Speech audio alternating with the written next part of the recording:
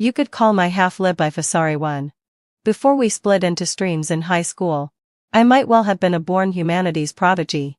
But for the sake of my childhood sweetheart and because my parents said the humanities had no future, they changed my preference before the division. I ended up in science. 10 years of waiting couldn't buy me a single sincere heart. On my 27th birthday, he got married. While I was on a business trip, I was in a car accident. I died without a whole body left to bury. At the moment my eyes closed, my life flitted past like a slideshow, finally freezing on Leo's face. Twisted with contempt. Leo, if I get another chance, I won't choose you. I blinked awake in a daze. Outside the door, the homeroom teacher's bald head was shining like chrome. Holy crap. I jumped so hard my heart nearly stopped. Since when did the underworld have homeroom teachers? Has compulsory education caught on down there too? Before I could even sort my thoughts, the homeroom teacher came in through the back door. He tapped my desk twice with 2 fingers. Stella, come to my office. This is so real. You're serious? I'm not dead anymore. I came back to life? I turned and saw the teacher's smiling face. Could I really have been reborn? Now what? My mind supplied only those 2 words over and over. Now what? Caught sleeping during evening study that was sure to earn me around a tender education. I followed the teacher out with my head bowed. We ran into a few other teachers on the way. They all gave me strange looks. I couldn't help muttering in my head. What now? Did I do something wrong? I remember being a good student in high school. I wouldn't have caused trouble. Stella, I know you did well on the exam this time. But don't slack off. You wouldn't have been caught sleeping in evening self-study before. Have you been studying too hard lately? The teacher said. I stared at the thinning hair on Eric's head in a stupor. Doing well? Me? It had been years since anyone praised my grades. The last time must have been freshman year? I snapped back to attention.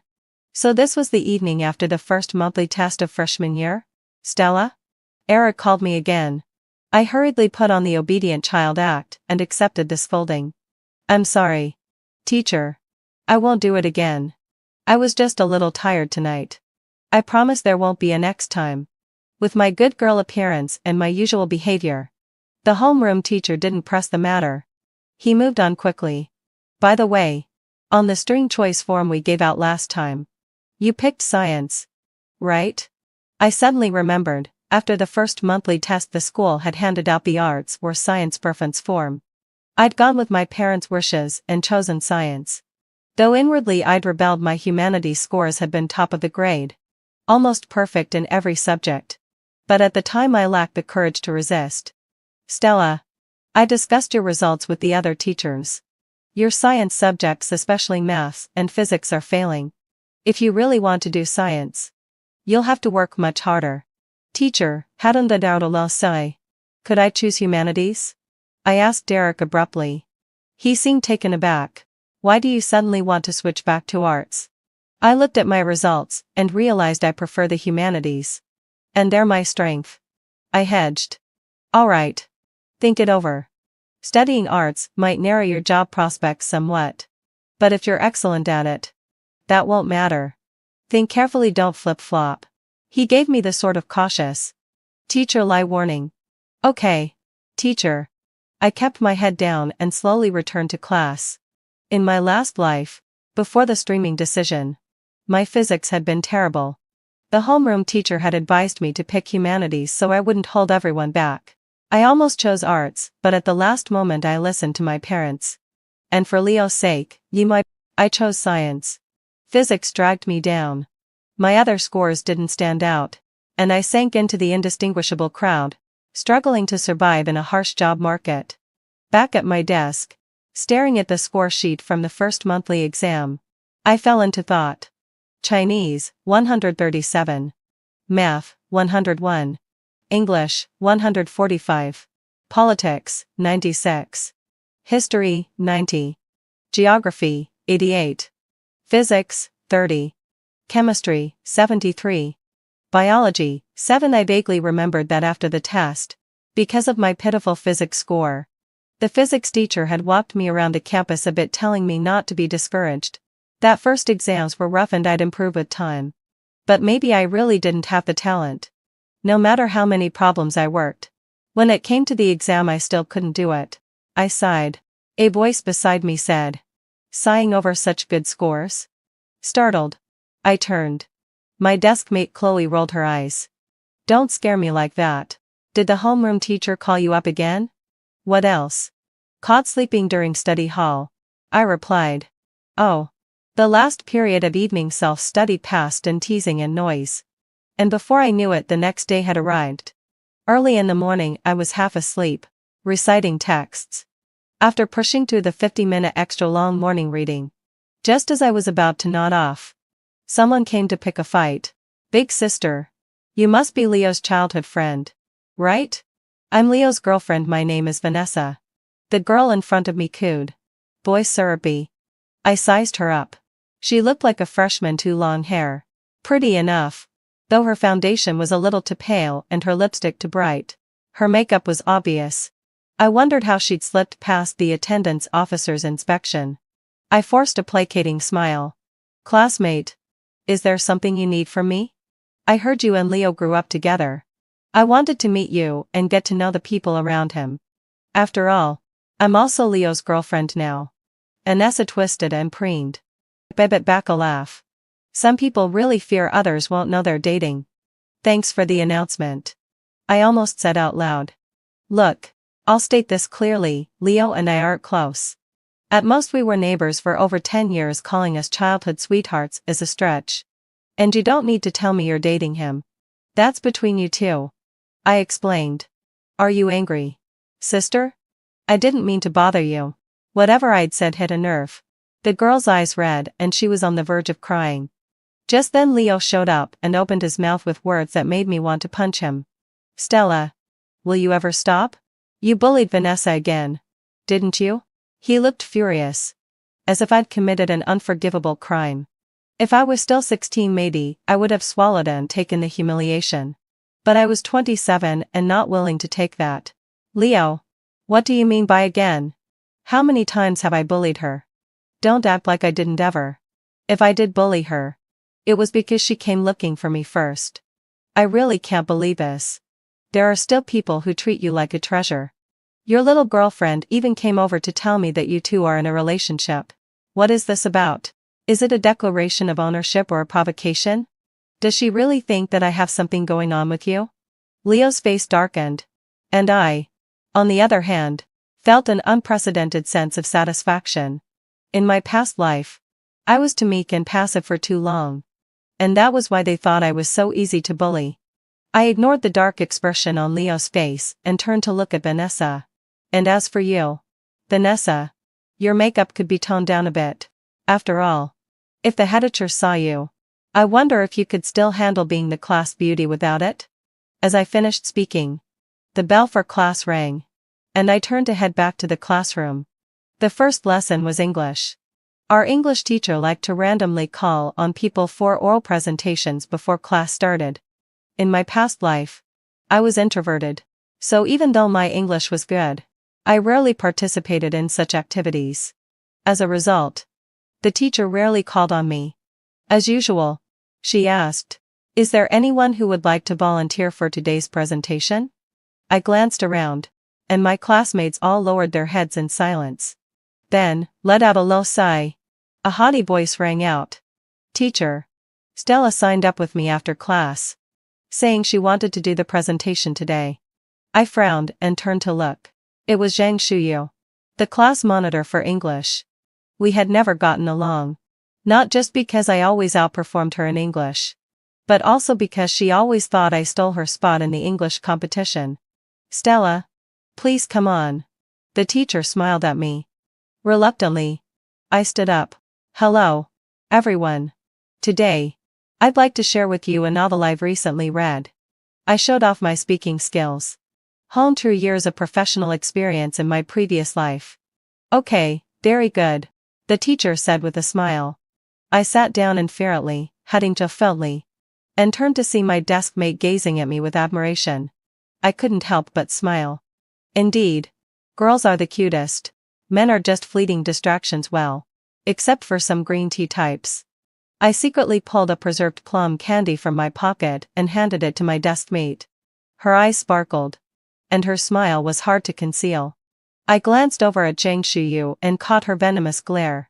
Still frozen in place. Honestly, having fulfilled Lan Sai. It was like I had stolen her boyfriend.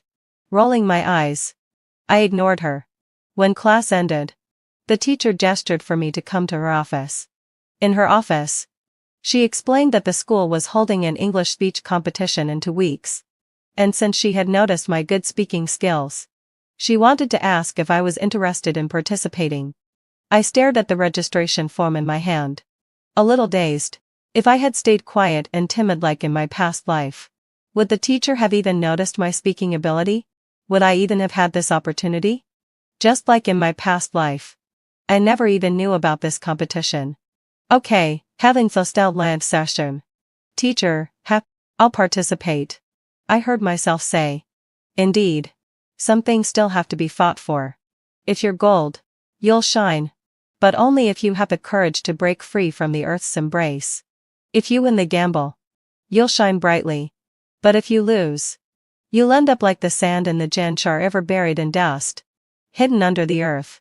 But if you don't break free, no matter how beautiful the gold is, it will always just be dirt.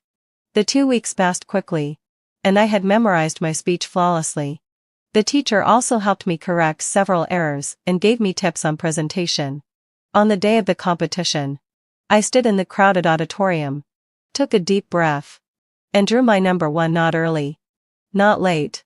For the me of this life, it was my first time participating in a large speech competition. But for the me at the age of 27, speaking in public had already become a mandatory skill.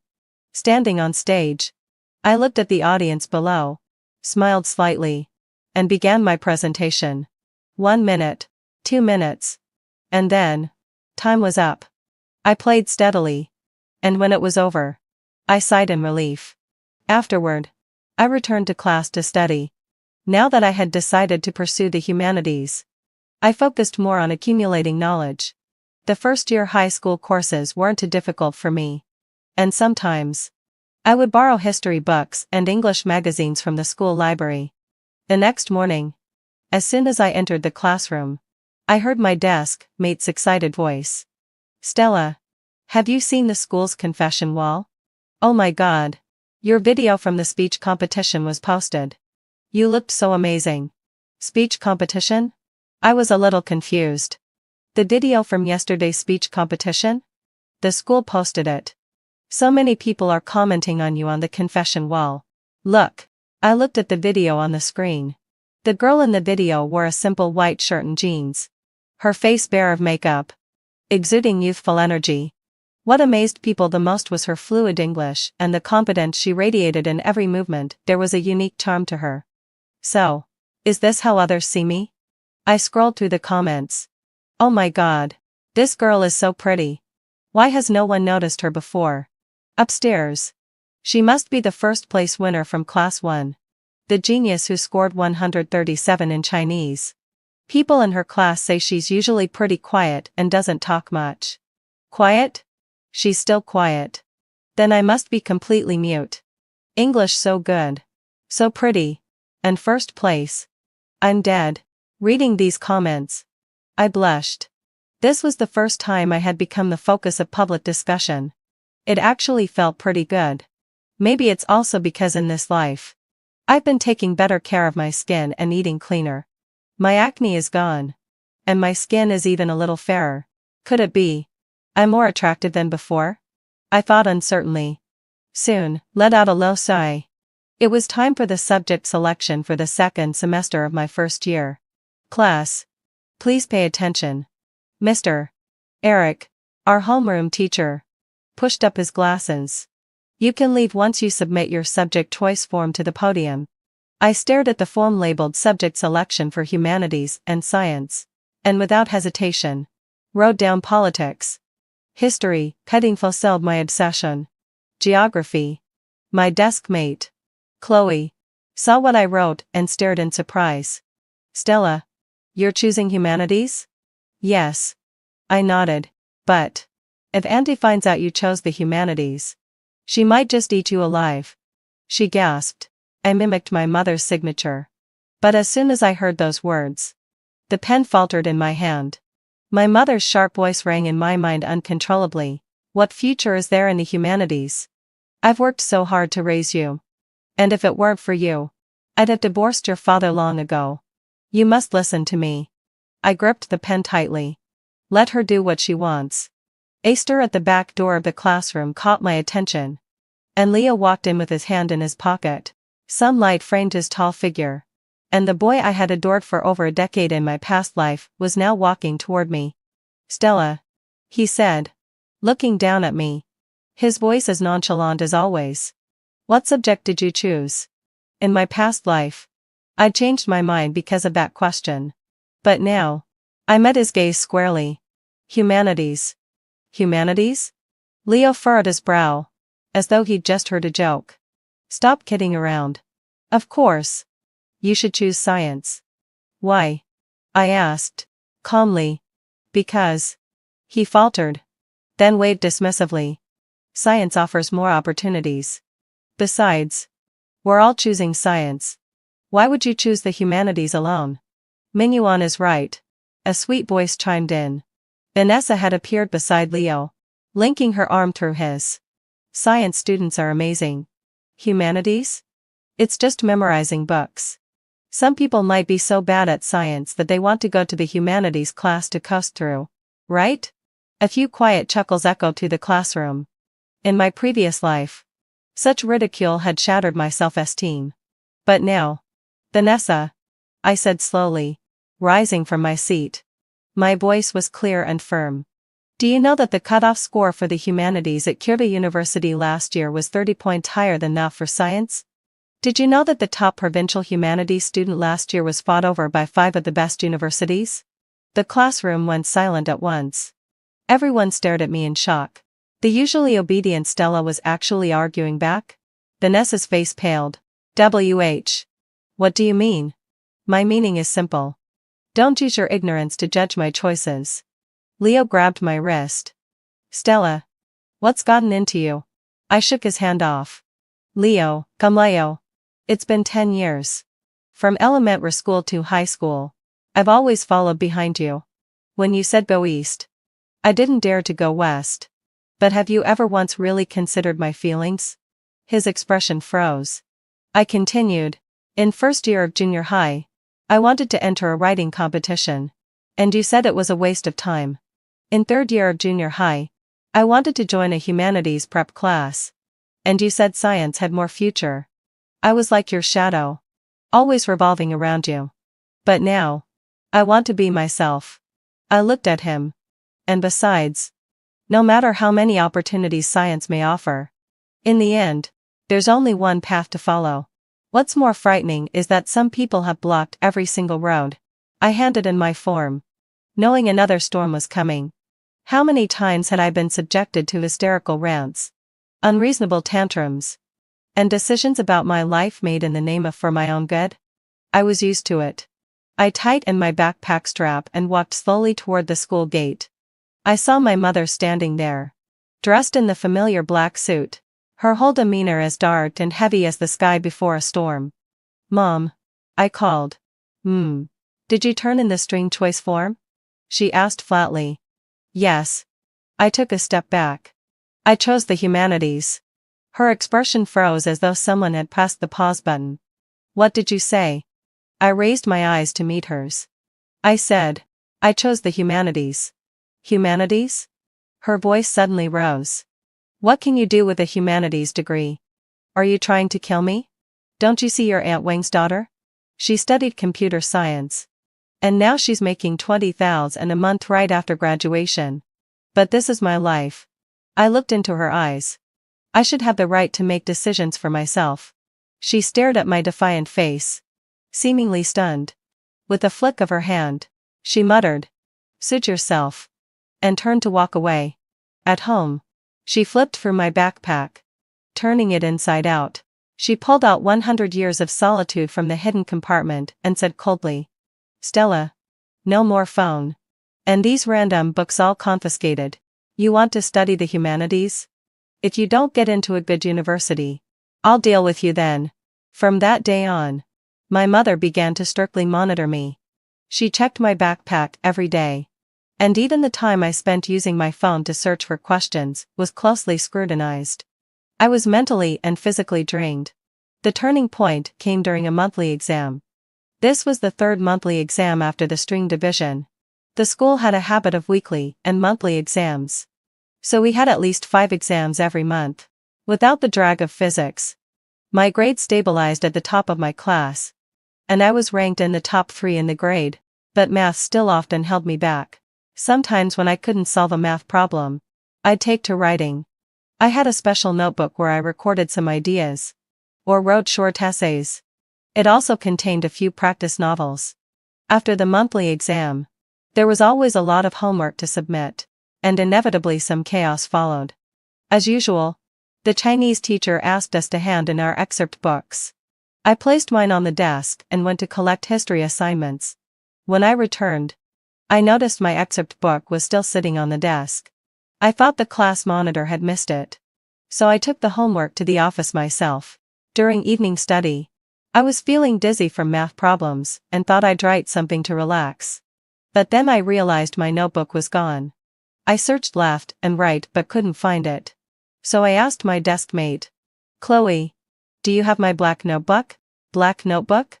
She tilted her head and thought for a moment. "Didn't you hand it in this morning?" When I heard this, I knew something was wrong. "Did you hand it in for me?" "Yeah," she said. I closed my eyes, thinking, "It's over."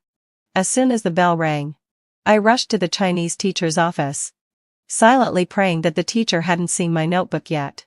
When I arrived, I saw the teacher sitting at her desk, engrossed in the black notebook. It was over. The sky had fallen. The Chinese teacher saw me and waved me over. "Stella, come here." I tugged at the hem of my clothes, gathering my courage as I stood in front of her. "Teacher. She held up the notebook. "Did you write this?" I nodded. Just some random writing." She patted me on the shoulder. "This is really good. Especially the cicadas molt. The theme is quite profound." I didn't know how to respond, so I just gave an awkward smile. "Would you be interested in submitting it?" she asked. Realizing what she meant, I was flabbergasted. "Submit? Is that possible? Your recent stories are good. And your essays aren't bad either. You can give it a try," she encouraged me. "It's worth a shot." So, with the teacher's encouragement, I decided to submit these 2 stories to the school magazine. I thought it would sink without a trace. But a month later, I received a response. "Dear author, congratulations. Your submission has been accepted. Please keep your contact information available. We will arrange payment for your manuscript and send you a sample copy." The moment I received the acceptance message, I immediately told my Chinese teacher. She was thrilled for me and encouraged me to continue writing, as long as it didn't interfere with my studies. She also promised to keep it a secret from me. "But if your grades drop in the next monthly exam, I'll have to tell your homeroom teacher," she said with a playful smile. Through my interactions with the Chinese teacher, I came to realize that when you truly want to improve, the world will cheer for you except for Leo. During Chinese class, the teacher walked in holding a stack of papers. "We have a few outstanding essays this time, especially Beyond Labels by Stella." My heart skipped a beat. In my past life, my essays were never praised publicly.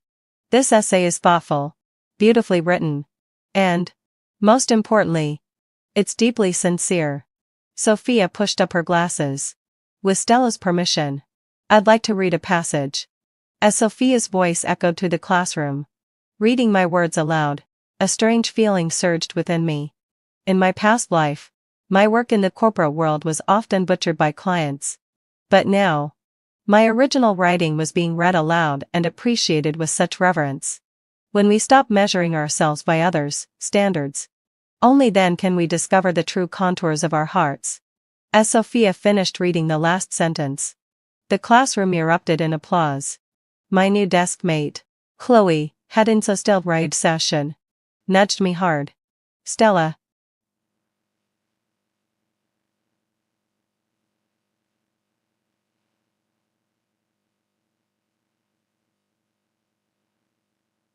How did you practice? Just read and read a lot. I replied modestly. But inside, a warm current flowed through me.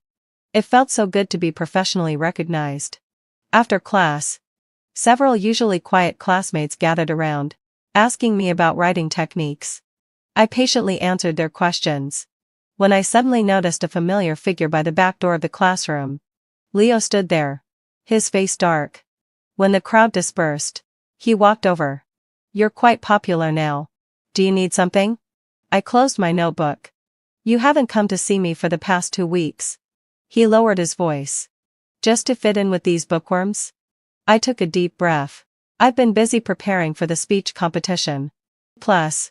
Excuses. Leo interrupted. You've changed, Stella. For some vain reason. You've thrown away our friendship of more than 10 years? I looked at the angry boy in front of me, suddenly feeling completely unfamiliar with him. In my past life, I would have been anxious about his words. But now, I just found it absurd. Leo, I said calmly, true friendship shouldn't be a shackle that binds us. His expression was as if he had been slapped. Fine. Great. Don't ever come to me again. He spun around and stormed out, slamming the door so hard it shook the room. I sighed and continued looking at the Chinese test paper that had just been handed out. It turned out that when you stop caring about someone, their anger, sadness, and joy no longer affect your progress. The unexpected benefit from submitting my work was, my mom had gradually accepted my choice to pursue the humanities. Unprecedentedly, having fulfilled my obsession, she placed a piece of food on my plate at dinner. Study well. You have a real talent for the humanities, she said stiffly. I support your decision. You're right, this is your life. And you can make your own choices. I breathed a sigh of relief. Class, having fulfilled my desire. The midterm exam will be on the 10th of next month. At Monday's class meeting, homeroom teacher Sophia adjusted her glasses. This time, we'll be combining the rankings of both the science and humanities students. So please take it seriously. A collective sigh rose from the classroom. Chloe leaned over and whispered in my ear. We're going to be crushed by the science students again. Their math and physics scores alone will pull us down by a few dozen points.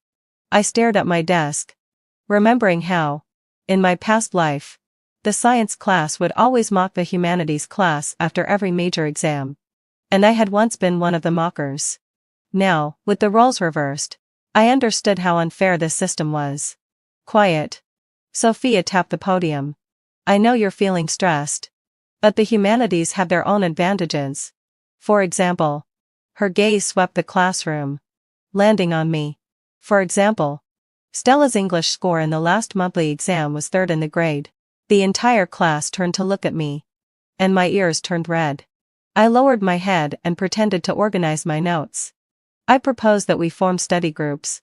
Sophia continued. You can help each other improve. After the bell rang, a few classmates gathered around. Stella, how do you study English?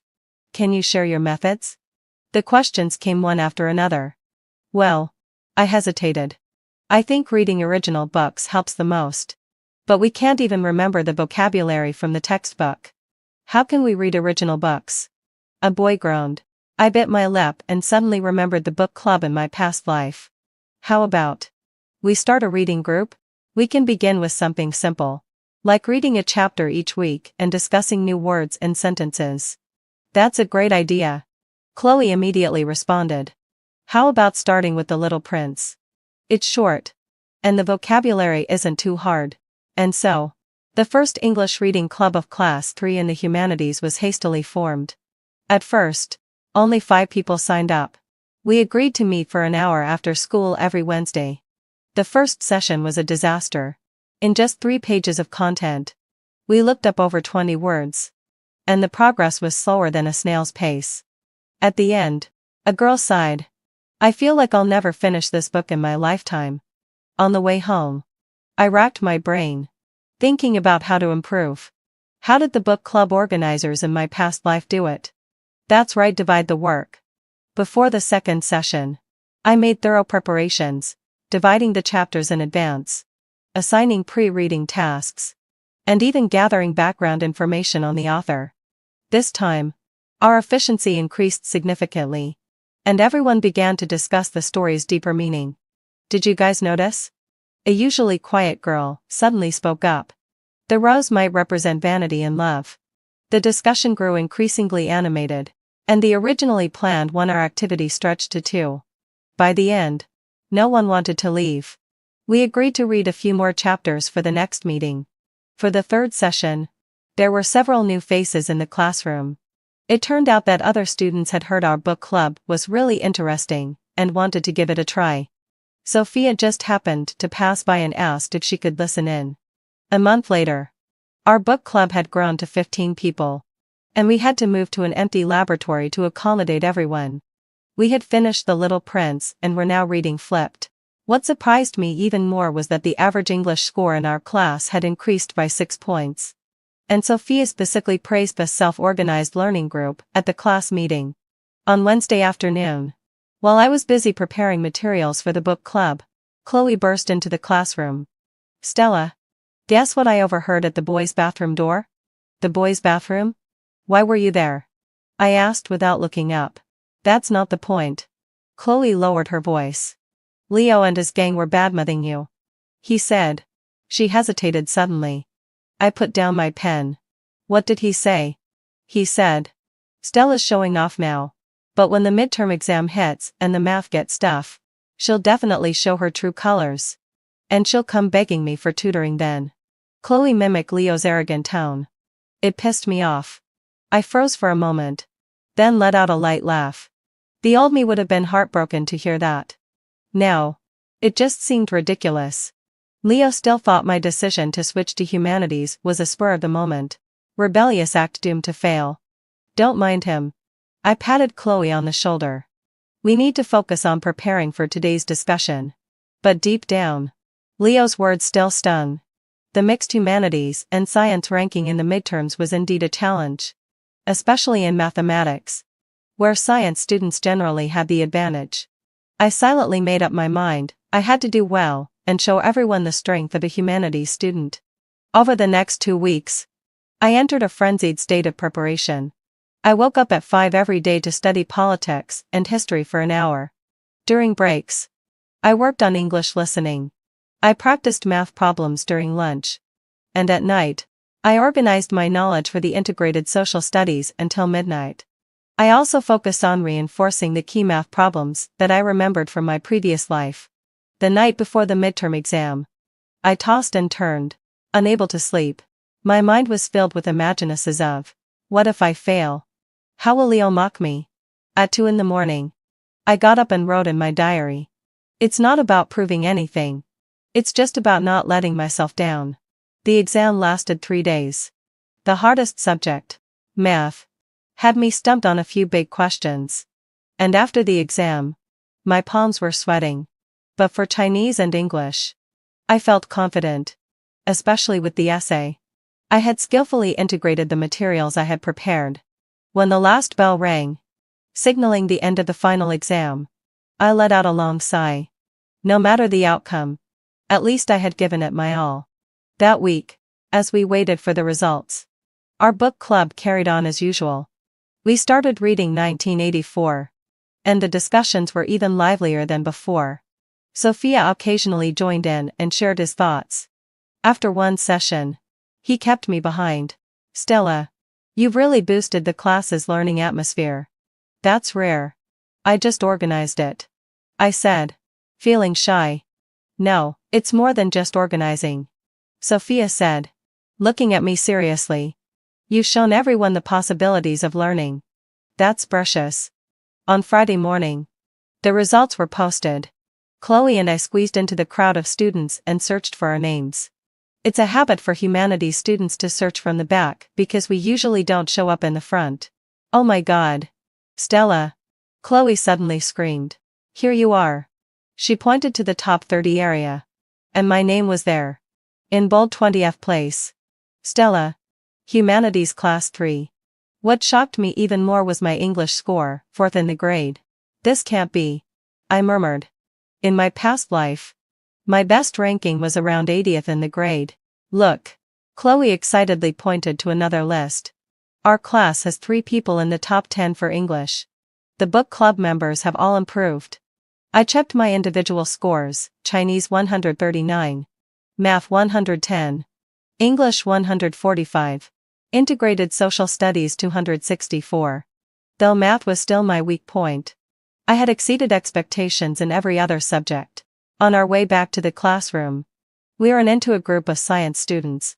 Leo was at the front, and when he saw me, he clearly froze for a second.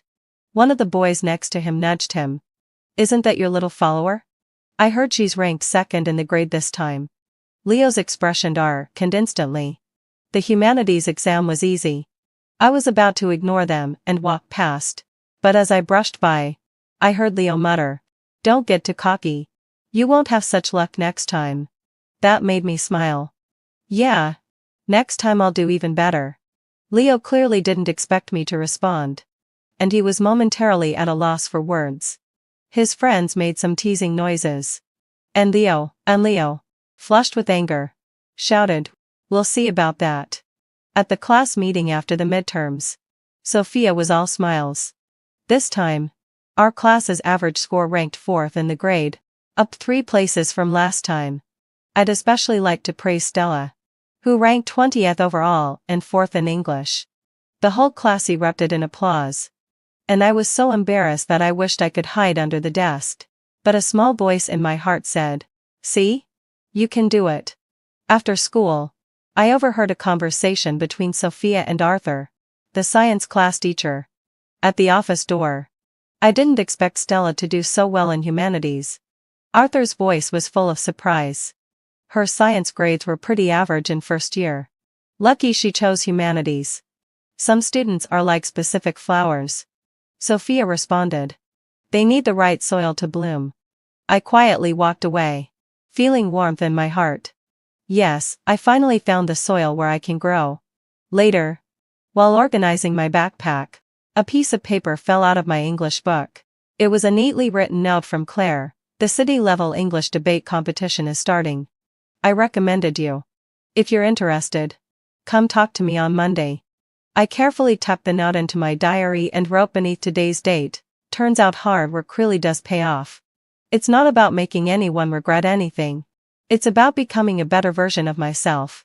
When the bell for the last exam rang, signaling the end of the semester exams, I sighed in relief, put down my pen, and stretched my stiff fingers. The scorching July sunlight outside was blinding, and the classroom was filled with a tense atmosphere mixed with sweat. "How'd it go?" Chloe whispered as she leaned in. "Okay. Except the last big question in history, I wasn't sure about it." I rubbed my temples. I prepared for this exam more thoroughly than for the midterms, especially in math, where I had gone through nearly 5 years with it past final exams. By decent, you mean top 5 in the grade, right? Chloe snorted. "I'm just praying I don't fall out of the top 100. Or my mom will sign me up for summer cram school for sure." As I was packing up my bag, I noticed Leo standing at the door, looking at me with a complex expression. We hadn't spoken in 2 weeks since our confrontation at the library. He looked noticeably more haggard, with dark circles under his eyes. "I heard you didn't make the provincial team for the physics competition?" I paused as I passed by him. Leo's mouth twitched. "Just a temporary slip in performance," he muttered. His gaze lingered on my bag. "So, how did you do?" "I'll know when the results come out." I smiled and didn't answer directly. In my past life, I would have rushed to report every detail of my grades to him, even apologizing for small mistakes, afraid that he might be dissatisfied. "Stella," Leo suddenly called as I was turning away. "Are you going to the class reunion this summer?" "Depends. I've got a lot of plans." I waved my hand and didn't look back. Stepping out of the school gates, the heat hit me immediately. I squinted at the glaring sun, mentally going over my summer plans: 2 hours of English listening and speaking practice every morning, 3 hours of topic-based review in the afternoon, and reading and writing in the evenings. What did I do last summer in my past life? Follow Leo to internet cafes, help him copy homework, or foolishly sit on the sidelines watching him play basketball? Those pointless moments now seemed like an extravagant waste. The report card came out a week after the holiday started. I was in the kitchen helping my mom cut fruit when I suddenly heard my dad shout from the living room. "Stella! Come here." I wiped my hands and ran over, seeing my dad's phone screen displaying the teacher's message. His face showed an expression I had never seen before: shock, pride, and disbelief. 18th in the grade. He pointed at the screen. Second in English. Your Chinese essay was chosen as a model for the grade. My mom hugged me tightly, and I could feel her trembling slightly. In my past life, my parents never saw a decent report card from me before I passed away. Now, I was finally able to give them this long-awaited joy.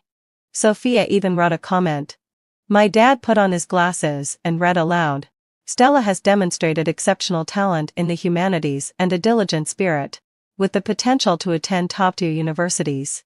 It's recommended that she maintains her study routine over the summer, focusing on improving her weaker math skills. That night, we had a rare, lavish dinner at home.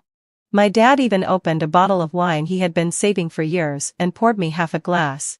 My daughter is going to be more successful than I am, he said, slightly tipsy, his eyes shining. After dinner, I went back to my room, opened my new planner, and seriously wrote down my summer goals. On the first page, consolidate strengths, address weaknesses, and prepare for the senior year sprint. Then, right on a low sigh, I listed out my daily study plan and reading list in detail. My phone suddenly vibrated. It was a message from Chloe. Help.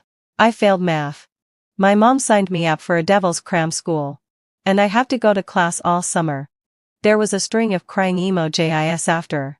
Just as I was about to reply, another message popped up. By the way, Leo's been asking around about your grades. He heard you made it into the top 20. And his face turned green. I put down my phone, not replying to the part about Leo. His every move used to stir my emotions. But now, I couldn't even be bothered to respond out of curiosity. The summer passed faster than I expected. I kept a strict schedule, waking up at 6 a.m. for a run, followed by vocabulary memorization and listening to BBC News, focusing on math and comprehensive subjects in the mornings, reading literary works and English originals in the afternoon, and writing book notes or essays in the evenings. I also visited the library twice a week. It had air conditioning and a good study atmosphere. At the end of July, I received a letter from Youth Literature. The essay I had submitted 2 months earlier, Summer Cicada's Song, was accepted and would be published in the September issue. The letter included a 200 euro on payment and a handwritten note from the editor. Delicate writing. Sincere emotion. Looking forward to more submissions. I read the letter 3 times, then carefully placed it in my diary. This was my first work officially published outside the school, and it excited me more than my exam ranking. It proved that my writing had value, not just as a form of personal entertainment. In mid-August, a classmate organized a gathering. I didn't want to go at first, but Chloe begged me. Please. I'll be so awkward going alone. Plus, you haven't seen everyone in ages. Don't you want to show off your good grades? In the end, I agreed to go but set a few ground rules: no more than 2 hours. No KTV. No alcohol. The gathering was at a buffet restaurant. We arrived a bit late, and the room was already packed with more than 20 people, making it as noisy as a marketplace. Leo was surrounded by everyone, at the center of attention, discussing the scandal in the physics competition. My experiment score was clearly higher, but the judges favored the students from the provincial experimental high school. His voice suddenly cut off when he saw me walk in. Stella. Several girls gathered around me. I heard your grades have gotten some good since you switched to the humanities class. I smiled and nodded, finding a corner to sit down. Soon, let out a low sigh. The questions came pouring in. Is humanities really that easy? Do you just memorize all day? How did you study English? I heard you ranked 2nd in the grade. How does it feel to have your essay selected as a model? I answered them one by one, trying to remain modest, but I could feel Leo's gaze drilling into me, as though he wanted to burn a hole through me. Stella's really amazing now. Chloe suddenly announced loudly. Her article is going to be published in youth literature. And she also had a short story published in the school magazine. The room fell silent for a few seconds before bursting into amazed exclamations. A few girls immediately asked to see my work. And the boys cast surprised looks in my direction. In this ordinary school, students published in a legitimate magazine were extremely rare. Isn't that just buying a page in the magazine? Leo's voice suddenly cut through the air. There are so many trashy magazines nowadays. Chloe was about to retort. But I pressed my hand on hers. Youth literature is hosted by the Provincial Writers Association. It's been around for over 30 years. I said calmly, looking directly at Leo. If you're interested, you can check it out in the library. The latest issue will be out in September. Leo's face darkened. He abruptly stood up. Who cares about some lousy magazine? Real science students rely on actual skills. Competition recommendations are the real deal. The gathering ended in discomfort. On the bus home, Chloe was still fuming. Leo's just jealous. I heard after he failed the physics competition, he didn't even get into Tingshua's self-admission program. I gazed out the window at the passing streets. My heart unusually calm. In my previous life, I would have doubted myself because of Leo's disapproval, even giving up on writing. But now, my worth no longer relied on his approval. In the last week of summer break, I received an email from Sophia saying that the school had decided to have me represent the students as a speaker at the senior year opening ceremony. The theme was youth and dreams. And I was asked to prepare a 5-minute speech. I spent 3 days fine-tuning my speech, revising it repeatedly, and even recording myself to check the effect. My mom became my first listener. After hearing it, she wiped away tears and said, "My daughter has really grown up." On the day of the ceremony, I wore a simple white blouse and a deep blue pleated skirt. Waiting backstage in the auditorium, the room was filled with teachers and students. And the chatter was so loud it sounded like waves. I took a deep breath, remembering how, in my past life, I used to kowtow and adjust proposals in front of leaders. It made my nose feel a bit sore. Next, we have Stella from Class 3, Senior Year Humanities, to speak as a student representative. I walked up to the podium and adjusted the microphone. Sunlight streamed through the high windows of the auditorium, illuminating the podium as if highlighting me with a spotlight. Respected teachers. Dear fellow students. Good afternoon. My voice rang clearly through the auditorium. Today, I don't want to talk about how to get into a good university, but rather why we should aim for a good university. The speech went smoothly. I spoke about my initial choice to study humanities, about failure and perseverance, and about finding my own path. The audience was unusually quiet. Even the usually rowdy first-year students listened attentively. When I reached the middle of the speech, I saw Sophia nodding slightly from the judging panel. The most beautiful part of youth is not the moment we realize our dreams, but the self who gives everything to chase those dreams. Thank you. The applause was thunderous and lasted nearly a minute. When I stepped down, my back was drenched with sweat, but my heart felt a sense of exhilaration I had never experienced before. This time, I had overcome the cowardly version of myself. On the way back to my seat, I noticed Leo sitting in the science students section, watching me with a complicated expression. The moment our eyes met, he quickly looked away and pretended to be talking to the person next to him. After the ceremony, the principal came over to shake my hand. Wonderful speech, Stella. I hope to hear good news about you getting into Peking University next year. I'll work hard. Principal, I answered confidently. On my way back to class, several underclassmen came up to congratulate me, and a few shyly asked for my autograph. Chloe exaggerated had slung her arm around my shoulder. Big star. Give me an autograph. When you get famous, I'll sell it. At the first class meeting of senior year, Sophia announced the results of the citywide exam from the previous semester. When he mentioned our highest scorer in humanities, Stella, ranked 47th in the city, the whole class erupted in cheers. This ranking meant that, as long as I kept up, getting into a top university was nearly a sure thing. However, Sophia's tone shifted. Senior year is the real battlefield. In previous years, many students did well early on but faltered later. I hope everyone stays humble and focused until the end. After school, I ran into Leo and his mom at the school gate. Mrs. Chen warmly grabbed my arm. Stella, I heard your grades are amazing. Could you come over to tutor Leo in Chinese and English?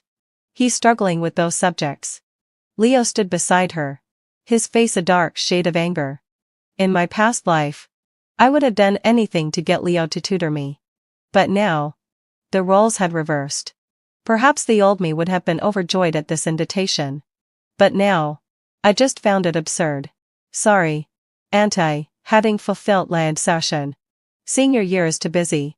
I politely refused. Leo can join the school's enrichment classes. Sophia teaches them very well.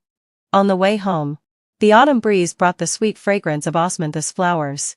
I touched the new textbooks in my backpack, feeling not fear but anticipation. The daunting mountain of senior year, which once seemed insurmountable, now seemed like a small hill on my path of growth. In my diary, under the first day of school, I wrote, "When you know where you're going, the whole world will make way for you." And my path is just beginning. The results of the first mock exam of senior year were on the table, and I stared at the number for a full minute, 32nd in the grade.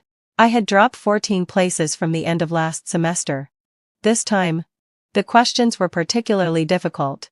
Most people dropped about 20 points. Sophia said from the front of the class, analyzing the exam papers, "Don't focus too much on the score. The key is to identify and fill in the gaps." Despite his words, my fingers unconsciously dug into my palms. Math and geography were especially bad. I had made careless mistakes into math problems. And in geography, I completely missed the approach to a new question type. "Stella," Sophia called me after the bell rang. "Could you come by my office?" The air conditioner hummed in the office as Sophia poured me a cup of hot water. "Not feeling well recently?" I pursed my lips, choosing my words carefully. "Maybe. I'm just a bit tired." "That's normal," Sophia said as he pulled out a file from his drawer. "This is your answer analysis from the last monthly exam. I can see that you put a lot of effort into math, and your improvement is obvious. But you've let your social studies slip a bit, especially the regional analysis and geography." I took the file, where Sophia had marked detailed suggestions in red ink. The work experience from my previous life made me immediately realize the problem. I had fallen into the trap of filling the gaps but forgetting my strengths, focusing too much on math weaknesses and neglecting my advantages in humanities. Senior year is like a marathon. Sophia's voice was gentle yet firm. You can't sprint from the start. You need to pace yourself. Your strengths are in Chinese and English. Keep those up while steadily improving your math. That's the best strategy.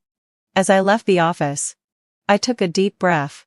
The September sunlight was still blazing, and it made the rubber track on the playground emit a unique scent. Maybe I should relax a little. In my previous life, when work pressures were high, I developed a habit of running at night. Those moments running along the river helped me clear my mind.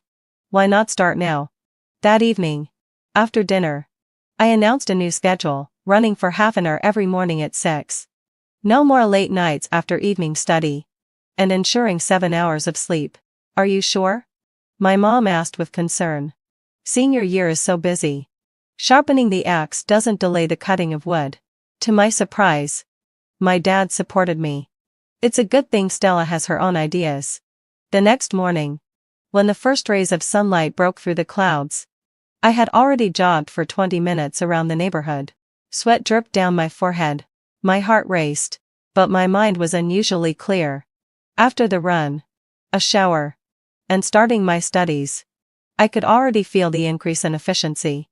A revised study plan was more balanced. I dedicated to fixed hours to math each day without encroaching on time for other subjects. For geography, I focused on my weak areas, compiling a regional characteristics analysis template. My Chinese and English studies remained as regular accumulations, without the intense focus on real practice problems. A week later, during the lunch break, etc., I was organizing my geography notes when Chloe mysteriously approached me.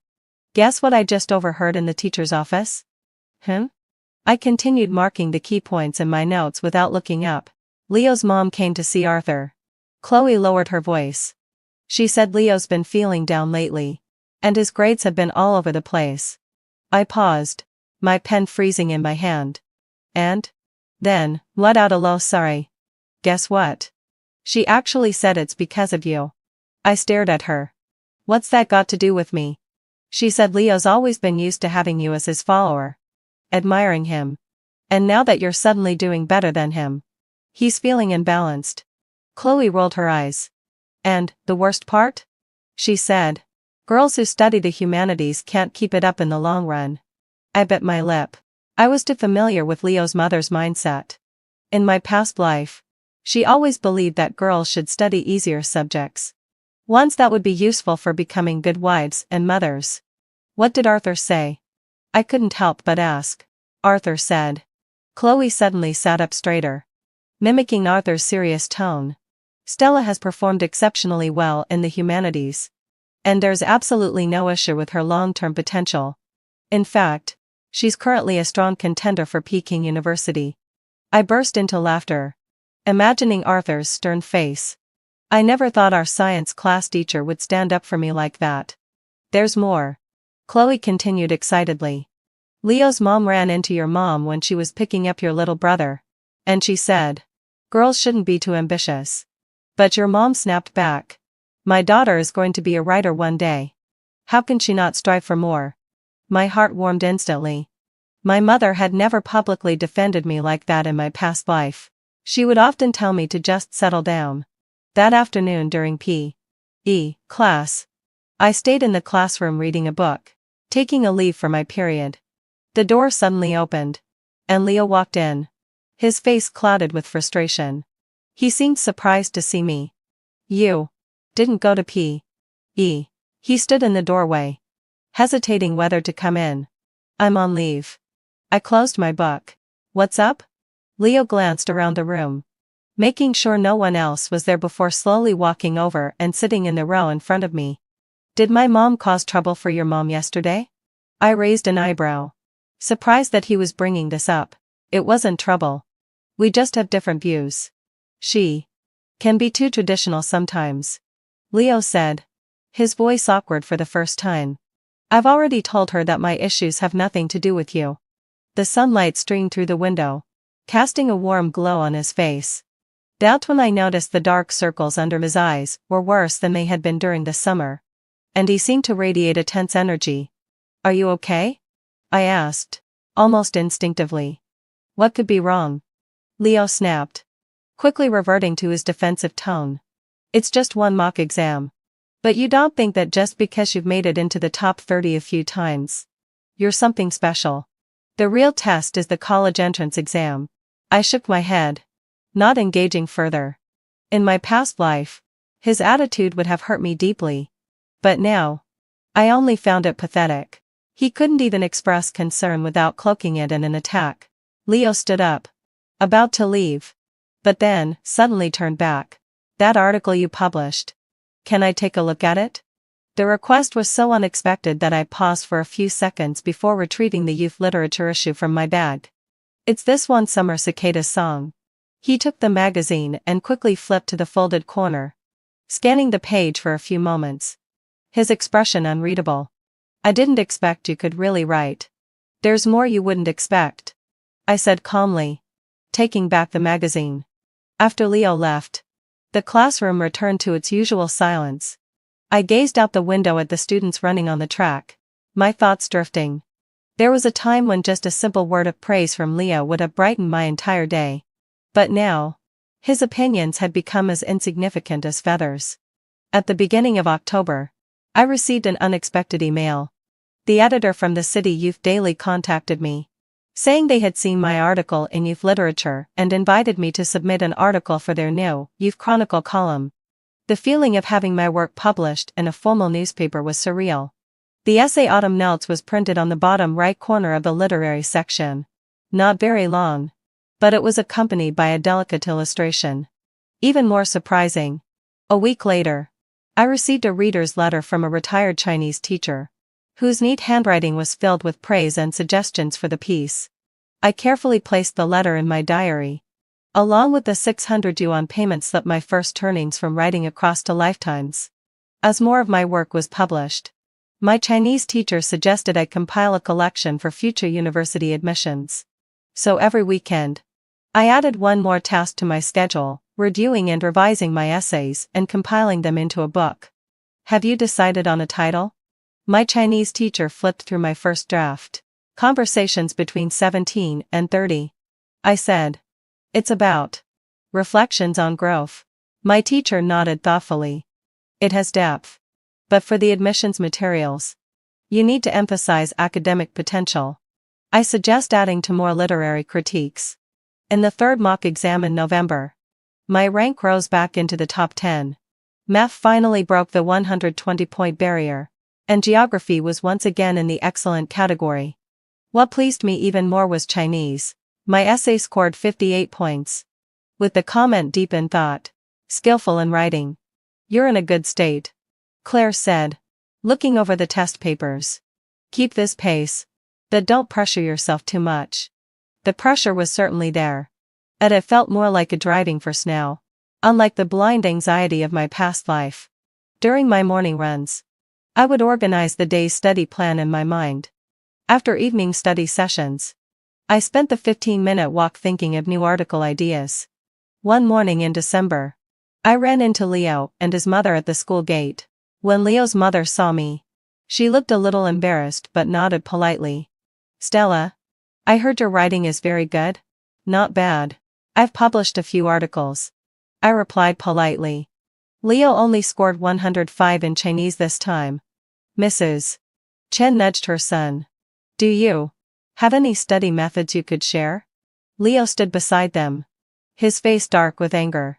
I suddenly found the scene a bit ironic.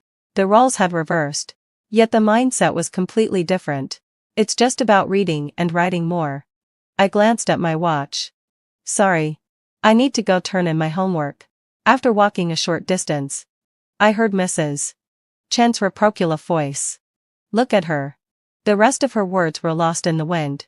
That week, a cold front swept through, and I caught a severe cold, forcing me to take 3 days off from school. Lying in bed with a fever, I received a text from an unknown number. I heard you're sick? Take care of yourself during senior year. Leo. I stared at the message for a long time, eventually replying with a simple thank you. Some relationships are like the leaves of this season, once they wither, there's no need to force them to stay. When I returned to school after recovering, Sophia handed me an envelope. There's an essay competition held by the Education Bureau called Youth's Message. I think you should give it a try. The first prize is 50 yuan, plus extra points. On the bus home, I began to think about the new essay. The city outside the window was lit with the glow of streetlight, and my reflection appeared in the glass. I felt a brief moment of clarity. What was I doing in my past life at this point? Probably stuck in a mire of insecurity, unable to escape. 1 week before the college entrance exams, the school gave us a break to review. I sat cross-legged on the floor, surrounded by the review materials I had accumulated over the past 2 years, 12 thick notebooks, 6 collections of mistakes, 3 mind maps for social sciences, and a stack of well-thumbed mock exams. On top was the deep blue-covered Rebirth Plan notebook, which was nearly full. I opened the first page, where the slightly immature handwriting read, Advantages, 1. Remember the essay topics for the entrance exams. My lips involuntarily curled into a smile.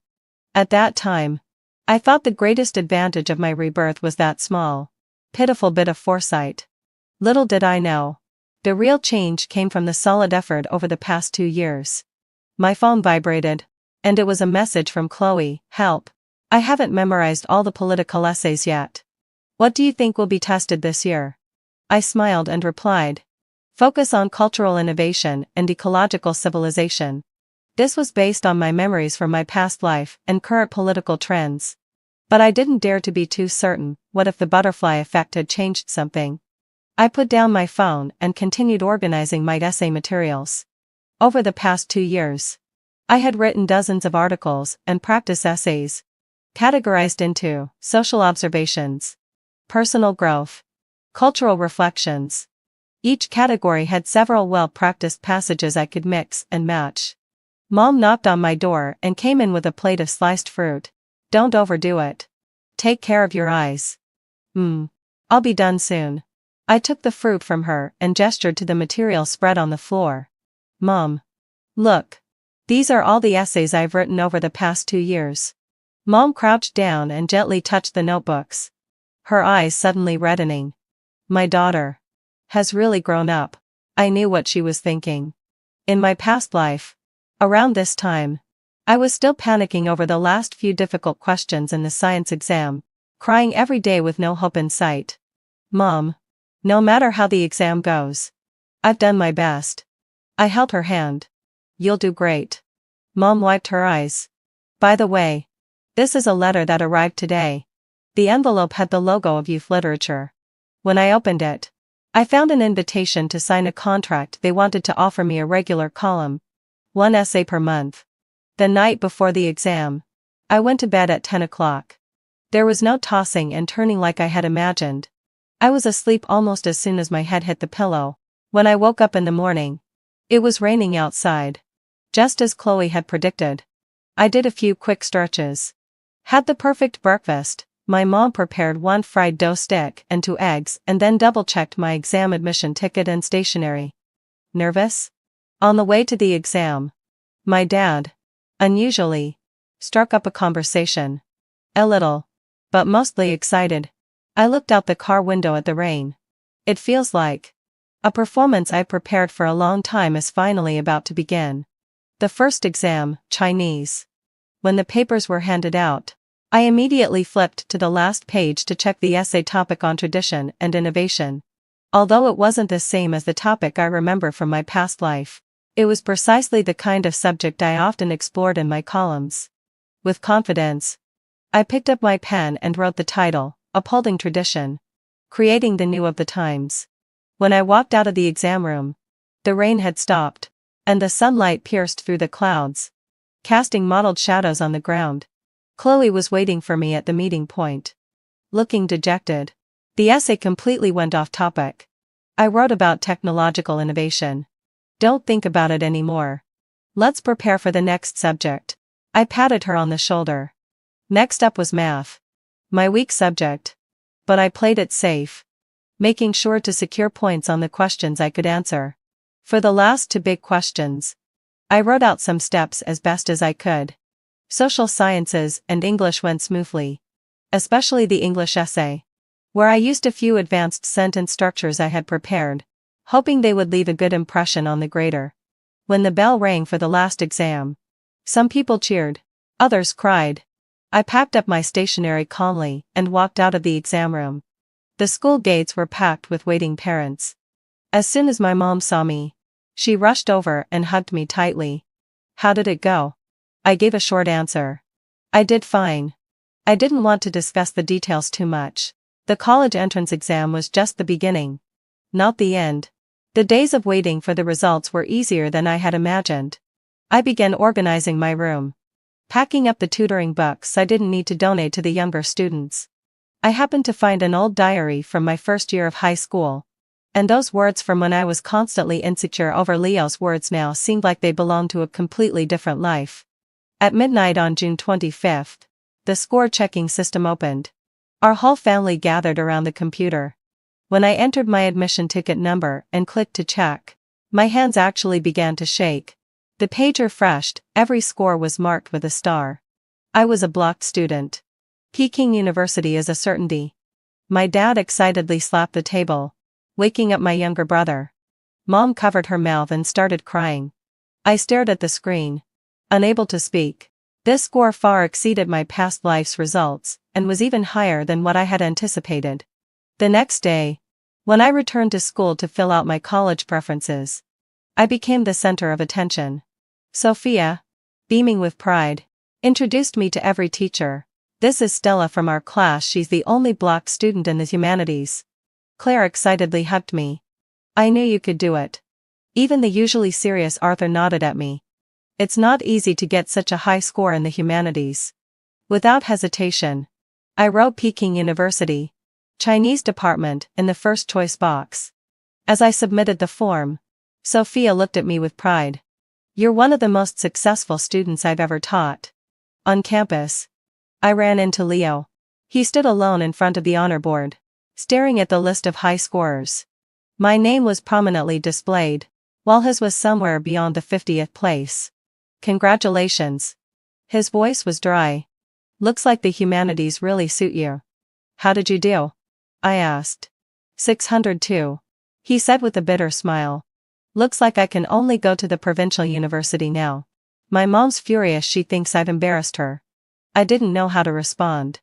In my previous life, at this time, he was riding high, preparing to attend a prestigious university in Shanghai, while I could only settle for a local second-tier school. Stella. Leo hesitated, then spoke again. I'm sorry for the things I said before. I was too arrogant. Always thinking that science was superior to everything else. It's all in the past, I said calmly. I hope you enjoy your university life. At the graduation ceremony, I was called up as the representative of outstanding graduates to receive my award. The applause was deafening, and I saw Sophia and Claire frantically taking pictures, while Chloe excitedly waved her arms. Even Leo was clapping. During the principal's speech, he said, students like Stella, who recognize their own talents and passions, and dedicate themselves wholeheartedly to them, this is the true meaning of success. After the ceremony, classmates gathered to sign each other's school uniforms as mementos. Leo came over, signed my sleeve, and then handed me a pen. Kim?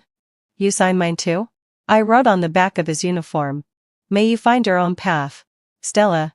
In mid-July, the acceptance letter from Peking University arrived as expected. Inside the golden embossed envelope, along with the admission letter, was a handwritten note from the Dean of the Faculty of Arts. Your portfolio demonstrates extraordinary literary potential. We look forward to seeing you shine at Peking University. I framed both the acceptance letter and my published works, hanging them on the wall of my bedroom. Below it, I placed the Rebirth Plan notebook. Turned to the last page, where I had written my new goals the night before. University goals. Major in Chinese. Minor in English. To point 3, join the literary club and continue writing. For point 5, strive for an exchange student opportunity. 6.7, publish a collection of works. 8, at the beginning of August, I attended a high school reunion. This time, all eyes were on me, with everyone eager to ask for the secret to my admission to Peking University. Leo wasn't there. I heard he had gone early to the provincial university for a summer camp. At the reunion, the boys who had mocked my choice to switch to the humanities back and sheepishly toasted me. You were right all along. If I had known, I would have chosen the humanities too. I just smiled, not telling them that the choice between science and the humanities wasn't the point. What mattered was whether you were true to yourself. As I was leaving, the class president, drunk, Wukauk, shouted, when Stella becomes famous, we can all boast that we were her classmates. The summer night air was gentle against my face as I looked up at the starry sky. The memories of my past life flickered by like a revolving lantern, choices made to please others. Opportunities I had given up because of insecurity. The aimless grind of my work life. All the regrets had been redeemed in this life. Back home, I wrote the last entry in my diary. Dear Stella, when you read this again, I hope you become an even better version of yourself. Don't forget the courage you had at 17. And don't let the miracle of your rebirth at 27 go to waste. The road ahead is still long. But this time, you won't lose your way. From your past self. I closed the diary and placed it at the bottom of my drawer. Tomorrow, I would board the northbound train and begin a new journey. This time, I wasn't following anyone else. I was going to seek my true self. Outside the window, the summer cicadas were calling, as if bidding me farewell, and in the distance, the bells of Peking University could already be faintly heard, waiting for the arrival of a reborn soul. 50 years of marriage, and Wilma still hates me to the core. I tried my best to please her, raised our children well, and even made sure they succeeded. But on our golden anniversary, she still refused to take a photo with me. In my heart, I felt sorrow. But when the speeding car crashed into me, she died trying to save me. In her final moments, she used the last bit of strength she had to remove her wedding ring from a finger. Finn, had until failed Laird sigh. If only I hadn't saved you. If I had saved Cyril instead. At the funeral, our son was in deep pain. Mom, you always said you and Uncle Cyril were meant to be but couldn't be together. Dad ruined your life. And you couldn't live to an old age. But now, you can finally be with Uncle Cyril. Our daughter glared at me with hatred. If it wasn't for you, Mom wouldn't have left us so early. You're a disaster. Why isn't it you who's dead? Everyone said I shouldn't have married Wilma. And I even thought the same. So, I made a deal with the system and went back 50 years in time. This time, I would completely disappear from Wilma's life and make things right for everyone. Finn, don't sleep. Wake up. A woman's urgent voice pulled me from my thoughts. I opened my eyes, inhaling a large breath of smoke. In front of me were the twisted steel frames of a factory. And Wilma, at 20 years old. I had really gone back 50 years. To the beginning of everything wrong. In my previous life, there was a fire at the cotton mill. I was injured, and Wilma, who saved me first, turned back to save me. But by the time she got to Cyril, he had already died. Because of this, she resented me for the rest of her life. Now, I finally had the chance to change it all. Quick. Hold on. I'll help you out. Wilma stretched out her arm. I forced back the pain in my chest and pushed her hand away. Cyril. He's in the East warehouse. You should go save him. Wilma's outstretched hand froze. Her eyes instinctively turning toward the east. Her face was full of worry and urgency. But in the next moment, she turned back, her hand firmly grabbing my arm. I'll save you first. I'll go to him right after. No. I interrupted, pushing her hand away again. Wilma, if you don't save him first, you'll regret it for the rest of your life. All my misfortunes. The 50 years of marriage. 50 years of emotional abuse. It all started from here. I staggered to my feet. I can get out on my own. Hurry. Cyril's in poor health. He won't hold on much longer. But, before she could reply, I dragged my injured leg forward. Wilma's footsteps faded behind me. I smiled faintly, tears slipping down my face. The first red thread should have been severed. In my previous life, I made a deal with the system and was granted this opportunity to return to the past. The system told me, there are 3 red threads twisted between you and Wilma. In the first 3 days of your rebirth, you must sever these 3 red threads, and then leave. From now on, I will sever all ties with her. I won't marry her. And she won't spend her life sad because of me. She will live to a natural old age. But everything has its cause and effect. If I tamper with the cause, I must bear the consequences. As long as she can live happily, I'm not afraid of any consequences. Now, she can save Cyril. According to the system's instructions, I could feel the bond between Wilma and me fading. Boom. The growing fire in front of me interrupted my thoughts. I took slower steps. My leg hurt badly, and I had inhaled too much smoke. Just before I collapsed, I fell into a warm embrace. Water. Water. Slowly, warm water soothed my throat, and I opened my eyes. When my vision cleared, 20-year-old Wilma was right in front of me. Her pale skin made the dark circles under her eyes even more pronounced, clearly showing she hadn't rested for a long time. You're awake? Her voice was hoarse, and her right hand hovered in the air, as if wanting to touch me but hesitating. I looked away, not believing that after everything, she was still the one who saved me. I instinctively touched my ring finger. No wedding ring. Just 2 red thread marks. I had succeeded. Cyril was alive. And the first red thread had vanished. Do you want more water? She held the cup to my lips. Her fingers brushed against mine, making me shiver. It reminded me of the last moments in my previous life, when her hands held my face and then decisively removed the wedding ring, saying, if I hadn't met you. I turned my face away, shaking my head to decline. She hesitated, her gaze falling on my right leg. Your leg. I'm sorry. I was too late. I smiled faintly. In my previous life, this fire had left me with a permanent disability in my right leg. And when I was old, I could only get around in a wheelchair. This time, I had walked even further with my injured leg just to push her away. It was bound to be even worse than before. I knocked on my tightly wrapped right leg, pretending to be carefree. Should I amputate it? Wilma stood up abruptly, her voice trembling. Don't say such things. I won't let you suffer. I've contacted an expert from the provincial capital. You'll be transferred to another hospital tomorrow, even if it bankrupts me.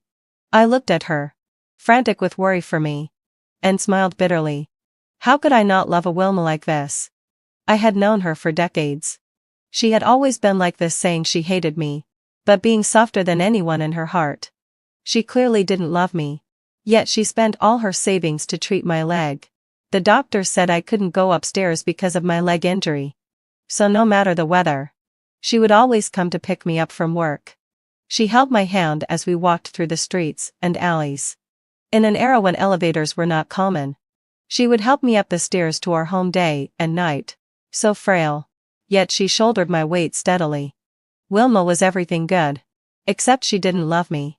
I lowered my head, hiding the tears in my eyes. It's okay. It's not your fault. By the way, how's Cyril? I awkwardly changed the subject. When she heard Cyril's name, a soft look crossed her face. I got there in time. He's fine. Just inhaled some smoke. Zhao Zhang took a picture of him. He was smiling, as if nothing had happened. Good. That's a relief. Wilma smiled. And I smiled back. I looked out the window at the sky, which had a huge sunflower-like cloud. I was lost in thought when Wilma waved her hand in front of me. She smiled and said, You want to see sunflowers, don't you? You love flowers even more than lesbians do. There's a whole field of them at the hospital gate. Wait here. I'll go get you some. I froze for a moment. This was the first time Wilma had actively offered me flowers. I quickly suppressed the emotion welling up inside and forced a bright smile. Sure. I'll wait for you. After Wilma left, I noticed something on the floor. It seemed to be something she had dropped. I struggled to get out of bed, holding onto the wall as I slowly moved forward. It was a photograph. I bent down to pick it up, and my breath caught in my throat. It was the photo Wilma had just mentioned. In the photo, Cyril was pulling a funny face, and Wilma was looking at him from the side. Her eyes filled with a tenderness I had never seen before. I faintly remembered the golden anniversary in my previous life, when I wore a custom suit and carefully asked, Wilma, can we take a photo together? She refused without even looking up. There's no need. She seemed to have forgotten. In over 50 years, Wilma and I had never taken a single photo together. Even our wedding photo was a composite of two separate solo shots. Something I had longed for, Cyril had easily obtained. Finn? A nurse's voice snapped me back to reality. Your leg isn't healed yet. Why are you out of bed? Let me help you back. I wiped the tears from my eyes and nodded. I waited until evening, but Wilma never returned with the sunflowers. Worried, I asked the nurse to check on her. A nurse gave me a sympathetic look. She's fine. Wilma's been in Cyril's room the whole time. They seem really happy. I've heard laughter coming from the room. Your leg still has. My smile froze in place. Unexpected. Yet somehow expected. Wilma never lied to me. Except when it came to Cyril. Wilma and I had been engaged for a year, but I had never stopped her from seeing him. It was only recently, when Cyril's father made a political mistake, and Wilma happened to be reassigned to the provincial capital, that I started to stop her from interacting too much with Cyril. She promised me verbally, but kept finding all sorts of excuses to secretly meet him. In her previous life, she believed that I had deliberately prevented Cyril from being rescued at the best time and hated me for it her entire life. I lay back on the bed, closed my eyes, and thought to myself that I was too greedy. I still fantasized about a flower that didn't belong to me. It was late at night, and instead of Wilma, her parents arrived. When Wilma's mother saw me, she immediately wiped away her tears in pity. Poor Finn. How could you have been hurt like this? When Wilma's father saw my empty hospital room, his eyebrows furrowed. Where is Wilma? You're seriously injured. And she's not here to stay with you. Where has she gone? The sincere concern from Wilma's parents made my heart ache. After my parents passed away, Wilma's parents truly treated me like their own son. I had always been obedient. But this time, I was about to go against them. I propped myself up and said seriously to them, Uncle, hadn't fulfilled my search. Aunt, let's call off the wedding between Wilma and me. I paused. Then added, I'll apply for a transfer to East City in a few days. I've always remembered how you've taken care of me over the years. Wilma's mother was stunned and quickly rushed to stop me. Finn, hadn't fulfilled my sigh. Don't be in such a hurry. East City is far from here. And you don't know anyone there. You can't just go without thinking.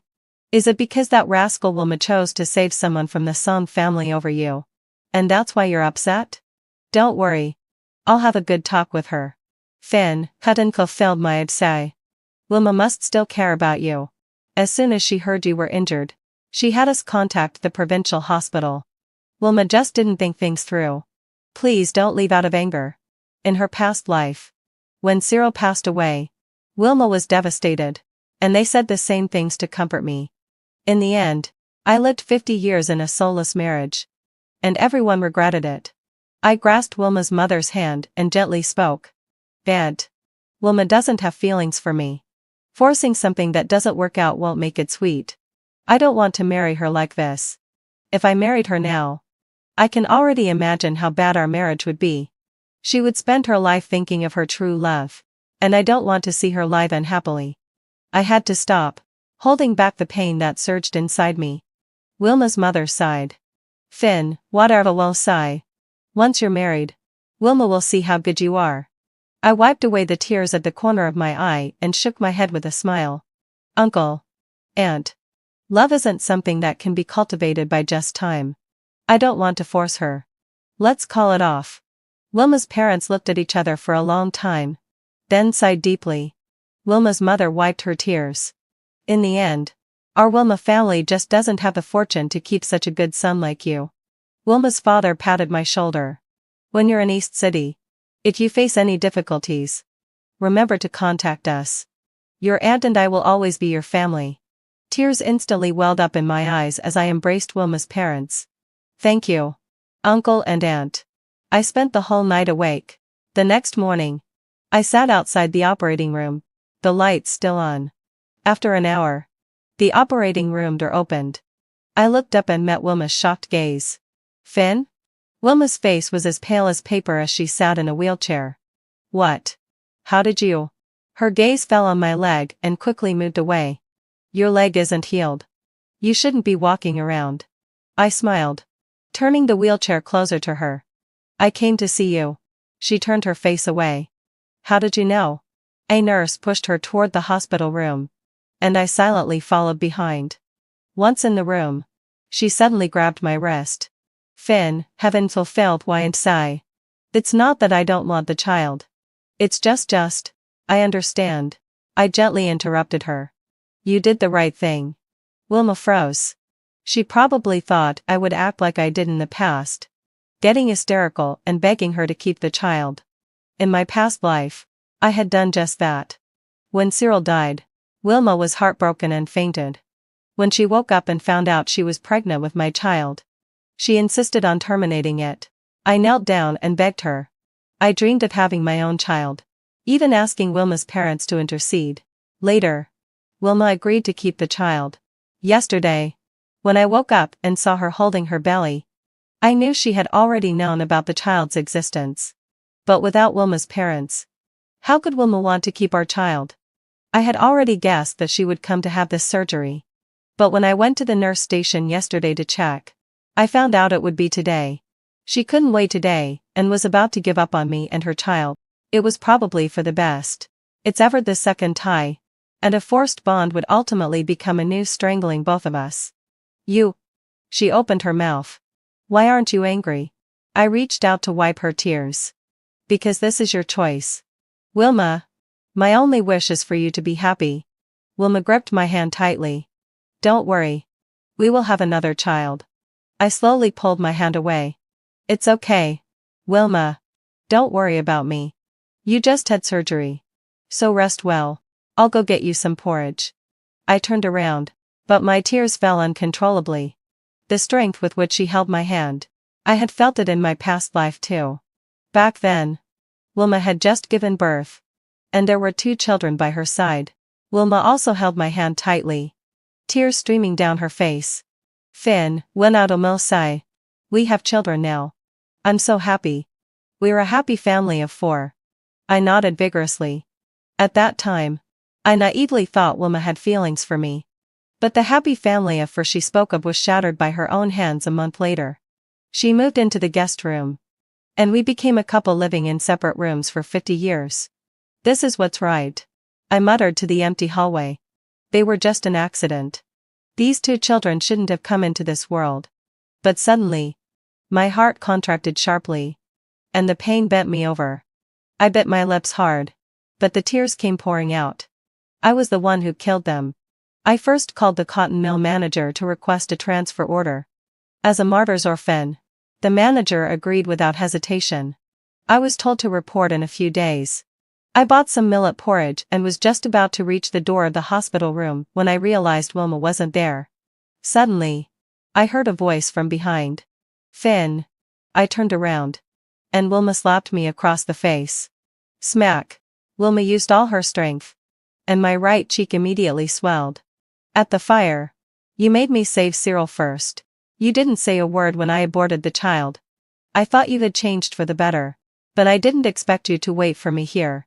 Pretend to be magnanimous in front of me. And then go tell my parents to bully Cyril. He's already in bad health. And now he's tried to commit suicide. The hospital's blood bank doesn't have enough blood. And Cyril is still in critical condition. Are you satisfied now? It took me a few seconds to process Wilma's words. In my past life, Cyril died in the fire. This time, I had saved Cyril and had her abort the child. I had called off the engagement with her. So why was Cyril still committing suicide? I had been wondering how to sever the third tie of saving her life. But now, it was just right. I touched my swollen right cheek. So, do you think I forced him to commit suicide? Wilma froze. She hadn't expected me to be so blunt. Her tone grew sharper. Did I wrong you? Cyril's life is hanging by a thread. You should be kneeling at the operating room door to atone. She forced me to the operating room door. The nurse was rushing around, frantically trying to borrow blood. She said to Wilma, "The patient has lost too much blood. And we don't have enough type B blood in the blood bank. Hurry and see if anyone with the same blood type can donate. The transfusion will take time. And the patient is barely holding on." I tugged on the nurse's sleeve. "I'm type B. Draw from me." "Nurse, good news. The patient is saved. But we need at least 400 ml. Can you handle it?" Wilma slapped my hand away, sharply refusing. "No. I'll find someone else. You don't need to play the hero. 400 ml? You still need surgery on your leg in a couple of days. How can you handle that?" Nurse anxiously. "But the patient is in critical condition. They can't last much longer." Wilma looked towards the operating room. Her eyes filled with pain. I understood her urgency. I grabbed the nurse's sleeve again, speaking softly, "My leg is fine. If necessary, I'll delay the surgery. I'm willing to donate." The nurse looked at me. "Are you sure?" I pressed my hand to my aching leg, nodding slowly. "I'm sure. If there's any problem, I'll handle it myself." Wilma gripped my wrist tightly. She furrowed her brows. And after a few seconds, she released my hand. The nurse wheeled me into the blood drawing room. She wrapped the blanket tightly around me. "This time, I owe you. I'll make it up to you," she said, leaving as the doctor began to draw my blood. Blood flowed steadily from my body. And in my fading consciousness, I suddenly remembered that night with Wilma. It was more than a month ago. When she was completely drunk. Wilma's mother had asked me to bring her honey water to help her sober up. But she pulled me under her. And everything went out of control.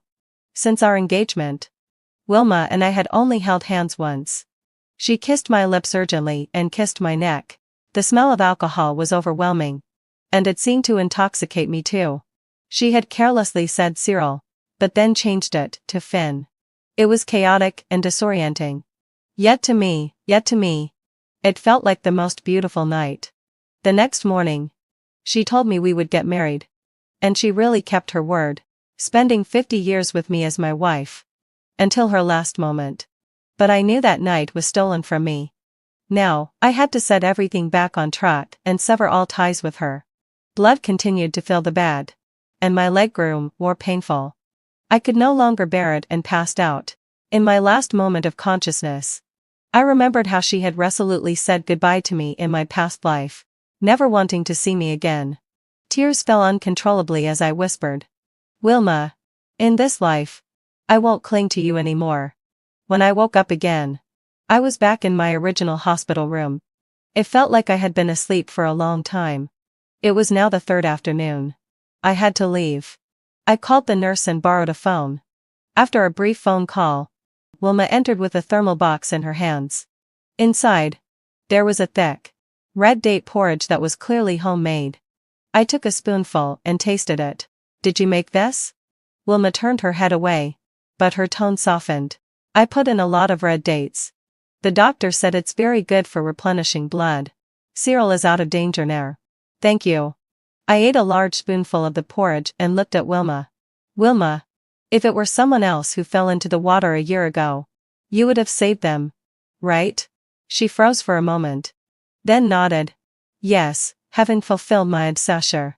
That's my duty. A sharp pain struck my heart. And tears welled up in my eyes. But I forced the brightest smile I could muster. Then there's no need to thank me. Saving Cyril is also what I should have done. Wilma, a year ago, you saved my life. Now I saved the life of the one you love. I consider this debt repaid. Our connection ends here. It was my fault in the past. After my parents sacrificed themselves, I kept clinging to you. I just wanted to have a family so badly. I depended on you too much and forced you to marry me.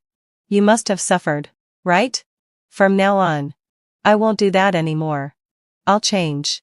I will stop loving you. Stop following you. I won't marry you. You don't have to give up the one you love anymore. You don't have to suffer for 50 years in a marriage. Nor will you lose your life saving me. Wilma's eyes flickered with a hint of panic. She was about to speak when the nurse interrupted. Nurse, Wilma. Cyril's awake. He's been calling your name. I saw the light in her eyes brighten. A look I had never seen before. She hurried to her feet, but hesitated and looked at me. Go. I said, smiling, though my tears were uncontrollably rolling down my cheeks. He needs you more. Wilma stood still for a moment, her throat moving as if she wanted to say something. Finn, what animal sigh? Wait for me. Wilma. I interrupted, my voice as light as a feather. In this life, you must be happy. She froze, nervously opening her mouth. What do you mean? Happy? We still have a lifetime together. Rest well. I'll be back soon. I have something to tell you. With that, she turned and left. Her footsteps faded down the corridor. I gently touched my ring finger, knowing there would be no future for us anymore. The third red string was completely severed. I sat in a wheelchair and left the hospital. At the entrance of the hospital, there was indeed a large patch of sunflowers. Just as I had hoped. They were golden and warm, bathing me in their light. But I would never get my own bouquet of sunflowers. After Wilma calmed Cyril, she quickly returned to the hospital room. But there was no one there. And she started searching. When the nurse came in to check, she saw the empty bed and frowned, asking her, Nurse, where is Finn? His leg injury is very serious. If he gets up carelessly, he might need to have it amputated. How are you taking care of him? Wilma stood at the door of the hospital room, her ears ringing. Wilma, infection? What infection? The nurse, startled by her sudden pale face, stammered, It's Finn's leg injury. During the checkup yesterday, we found the infection had worsened. Infection worsened? Finn lied to me. Wilma's breathing caught, and everything around her went black. She suddenly remembered the pale look on his face that day. his leg trembling slightly when they drew blood. There had been so many signs. But she hadn't noticed. And at that time, she had insisted that he save Cyril. Wilma muttered. He lied to me. His leg was much worse. I made him donate 400 ml of blood. Nurse shocked. 400 ml? He gave 400 ml of blood? Are you insane? Drawing blood would make his injury and infection worse. Wilma's eyes turned red. I'm sorry. I didn't know. It's my fault. Wilma collapsed to the ground, overwhelmed with pain. She remembered his weak smile in the hospital bed and his soft words. Wilma, in this life, you must be happy. The desperate look in his eyes. Wilma suddenly realized he had planned to leave all along. He had repaid her life-saving favor. And with his body full of wounds, he had completely disappeared from her life. Wilma, where is he now? She grabbed the nurse's shoulder. Frantic. The nurse, terrified by her red eyes, stammered. We don't know. Wilma turned and rushed out of the room. Just as her parents arrived in the hallway, Wilma's father raised his hand and slapped her across the face. The sound echoed through the hallway. Wilma's mother, eyes red, trembling, handed her an envelope. Finn sent this. Wilma opened the envelope, and inside was a green ring, our engagement ring. Wilma, the life-saving favor has been repaid. From now on, we are no longer indebted to each other. I wish you and Cyril happiness together. Finn. Wilma, where did he go? Wilma's father scoffed coldly. The transfer orders were approved this morning for East City. Before he even finished speaking, Wilma was already running out. At the end of the corridor, her heart-rending scream echoed. Prepare the car. To the train station. Wilma's father sighed heavily, looking at her disappearing figure. If I had known this would happen. When Wilma tumbled into the train station, the train was already slowly pulling out. Inside the car, the conductor helped me onto the sleeper. And Mengzi Chai carefully placed a pillow behind my waist. She was my neighbor's younger sister, 3 years younger than me, and the little girl who had always followed me, calling me older brother. Now, she had grown into a graceful young woman. Mengzi Chai, wherever you go, I go. Finn, brother. Finn, wet on a will sigh. Brother. Drink some soup. She opened the thermal container, and the rich aroma immediately filled the air. I boiled it for 5 hours. I looked at her bloodshot eyes. And suddenly memories of the past life surfaced. During the years when my children had